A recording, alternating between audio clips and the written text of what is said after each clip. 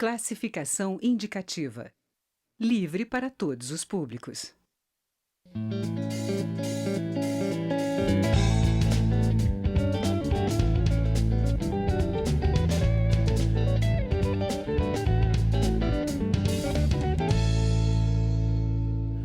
Pelo ineditismo, pela polêmica que vem provocando e pela grande quantidade de dúvidas que suscita, a intervenção federal na segurança pública do Rio de Janeiro ainda vai dar muito o que falar. O deputado Hugo Leal, do PSB do Rio, é o coordenador da comissão externa aqui da Câmara dos Deputados, destinada a acompanhar o planejamento, a execução e os desdobramentos dessa intervenção. Ele está aqui com a gente.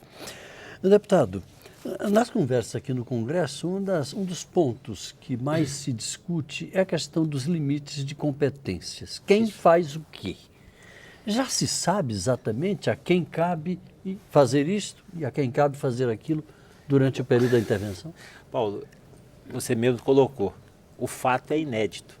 Nós temos aí quase 30 anos de Constituição Federal, a previsão é constitucional, o artigo 34 fala da intervenção federal, neste caso, para pôr termo à grave crise de ordem pública, está lá previsto. Então, é um instrumento constitucional e que nunca tinha sido utilizado. E foi utilizado. Eu defendi, há 2 anos atrás, venho defendendo a questão da intervenção, mas a intervenção é lato sensu, ou seja, ela é total. E entendeu-se que a intervenção deveria ser pontual. E aí, o que já existia dúvidas com relação à própria intervenção, passa ainda a ter mais dúvidas com relação a uma intervenção pontual. No caso... E a intervenção total, o senhor deve ter defendido por conta de toda a crise gerada pelo ex-governador Sérgio Cabral. E o que não estava se conseguindo resolver até então, antes da assinatura do termo de recuperação fiscal do Estado. Então, veja, nós estamos numa situação delicadíssima. Hoje, se você for analisar de forma do ponto de vista constitucional e também fria, nós temos 2 governadores.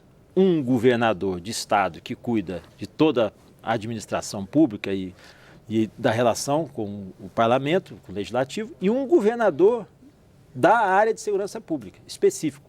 Tanto que ele pode nomear, tanto que ele nomeou, escolheu, foi na Polícia Civil. Então, todos esses meios. O governador eleito não poderá indicar, sugerir, não poderá dar ordem. Então, o Estado como se estivesse dividido. É uma circunstância excepcional. Aí mesmo já reside essa questão dos limites de competência que eu me referi. Bom, mas o decreto constitucional, por ter força, o decreto presidencial, ele, por ser originário da Constituição, ou seja, ser uma matéria infraconstitucional e ter sido aprovado aqui nesta casa, foi aprovado no Congresso Nacional, ele dá esses poderes, porque a Constituição lhe proporciona. E diz lá no seu artigo 3º, né, e no parágrafo 3º, as atribuições do interventor. O interventor poderá requisitar a quaisquer órgãos civis e militares da administração pública federal os meios necessários para a consecução do objetivo da intervenção. Isso no parágrafo 3º, ele pode requisitar. Agora, veja que ele fala do Estado, no parágrafo 2º. O interventor poderá requisitar, se necessário, os recursos financeiros, tecnológicos, estruturais e humanos do Estado do Rio de Janeiro, afetos ao objeto e necessária à consecução. Um caso aqui, ele faz através da própria requisição dentro do governo do Estado. Ou seja, é uma situação completamente nova e digo, ele pode, por exemplo, ele pode modificar o orçamento do Estado.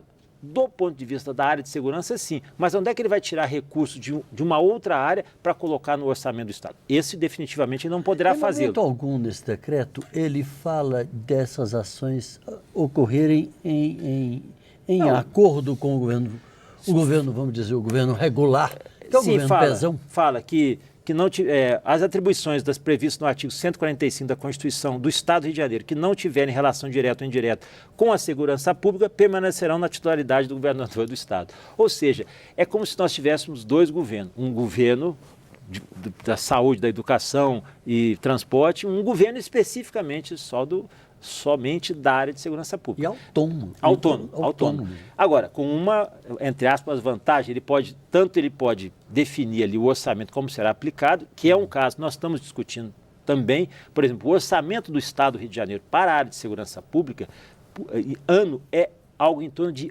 8 bilhões de reais. Então você fala assim, é muito recurso, nossa, hoje quantas coisas podem fazer? Mas 90%, pouco mais de 90% desses recursos são para pagamento pessoal.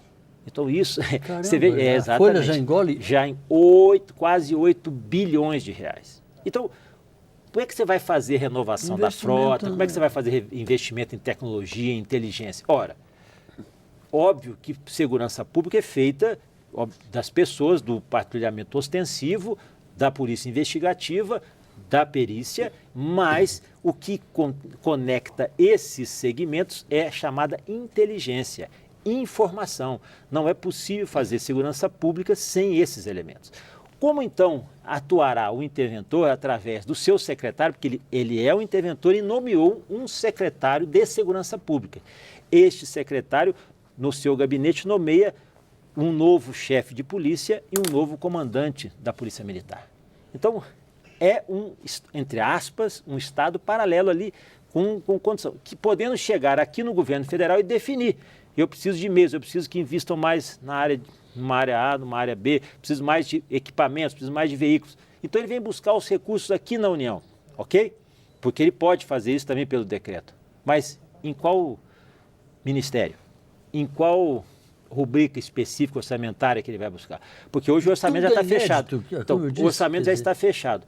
Para que houvesse um suplemento, um crédito suplementar, um recurso suplementar para a intervenção, precisaria você anular um crédito para poder criar outro.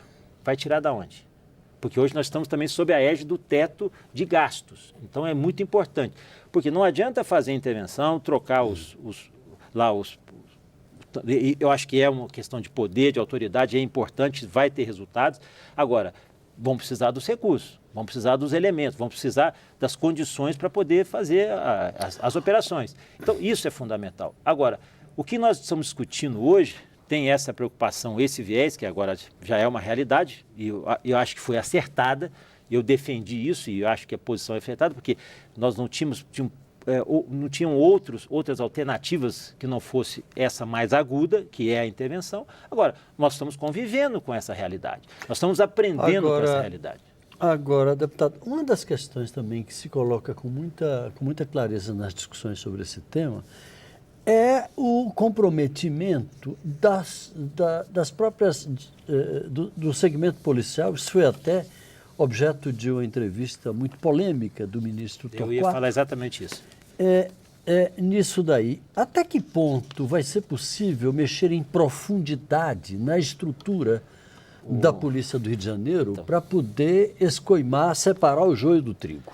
Poderá um interventor, né, demitir servidores estáveis em vista de processo administrativo ou de falta grave? Sim, o interventor poderá fazer o afastamento, poderá para poder compor, para abrir.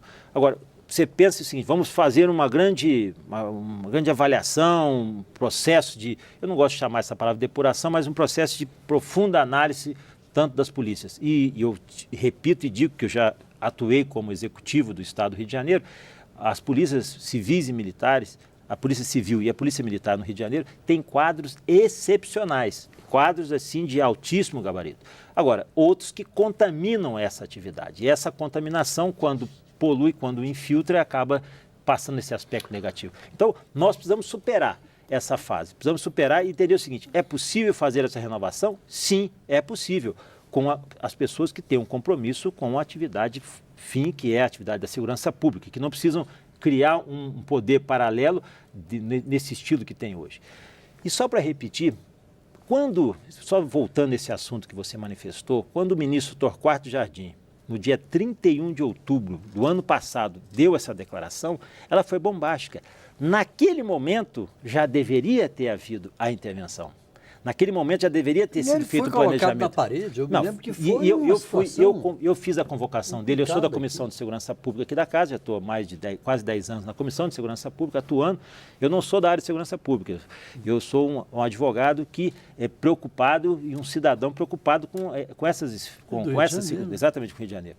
E ele fala, só para dizer que fica bem literal, ele diz, o governador fluminense Luiz Fernando Pezão e o secretário de Segurança do Estado, Roberto Sá, não controlam a Polícia Militar. Para ele, o comando da PM do Rio decorre de um acerto com o deputado estadual e o crime organizado.